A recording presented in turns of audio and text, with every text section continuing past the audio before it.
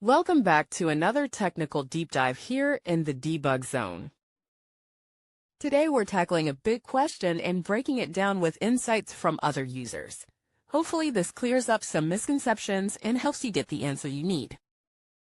So buckle up, stay a little curious, and let's jump right in.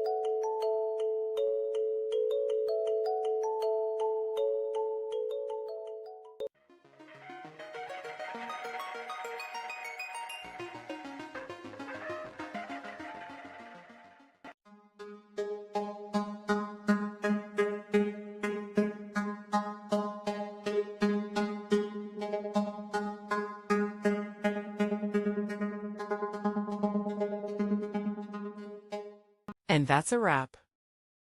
I hope you found the answer you were looking for. If you did, take a second to hit that subscribe button. It really helps out. And let me know in the comments which solution worked best for you.